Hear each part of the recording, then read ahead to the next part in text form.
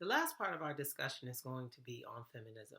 If we're going to talk about gender inequality, it's only natural that we include feminism in that discussion because feminism is all about eradicating inequality between the sexes. So let's look at the textbook definition of feminism. It is the advocacy, that means support, of social equality for both men and women. So feminists realize that men are not equal either, that men are challenged by systems of patriarchy and sexism as well. And they oppose patriarchy and sexism. Patriarchy, again, is when men dominate. Sexism are these ideas that men are superior to women. Now, the feminist movement began in the 1840s as part of the abolition movement. And abolitionism was all about, or the abolition movement was all about ending slavery. But these well-born white women who came from wealthy families realized that they weren't exactly free themselves. So the first issue they wanted to fight for was the right to vote. And that was secured for white women in 1920. African American women could vote without barriers another 45 years after that, when the Voting Rights Act was passed in 1965. And there's a reason why white women got the right to vote before black women did, but we'll get into that on the next slide. Okay, so there were ongoing issues of inequality that resulted in a second wave of the feminist movement because women realized that they weren't exactly free just because they had political power and the right to vote. They still were facing inequality in the workplace, and they were still facing inequality in institutions of higher education. So these are the 5 general principles of feminism. This is what they're fighting for. This is their agenda. They advocate for change. They want change. As long as things stay the same, we have inequality. They want to expand human choice. In other words, give men and women the right to live freely chosen lives.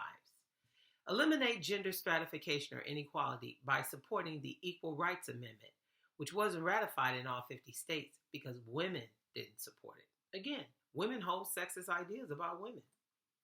End sexual violence. The only way we're going to end sexual violence is when men become allies in that fight. The civil rights movement would not have been successful if whites did not join blacks in that fight. We needed white allies on our side. The LGBTQ community fighting for gay rights or trans rights, they also needed heterosexual or straight alliances. They needed allies from people who are not part of the LGBTQ community. So the only way women are going to be able to end sexual violence is when men join that fight and men talk to men and challenge men and confront men about respecting women's rights and their bodies. And then finally, promote sexual freedom. Give women or allow women the same right to explore their sexuality without the disdainful and negative stereotypes and disparaging names that they tend to label women with when they are as sexually free as men are. I'm kind of smiling to myself because I'm thinking about Megan Thee Stallion. I mean, she's one of those women who is now about, embracing your sexuality. I'm a savage, that kind of thing, whatever. A little humor for you. But yes, Megan Thee Stallion has a message about sexual equality. Women should be free, embrace your sexual nasty self, that kind of thing. But that message, again, has a long way to go because women are still labeled with derogatory names when they are sexually free as men. And that is the agenda of feminism.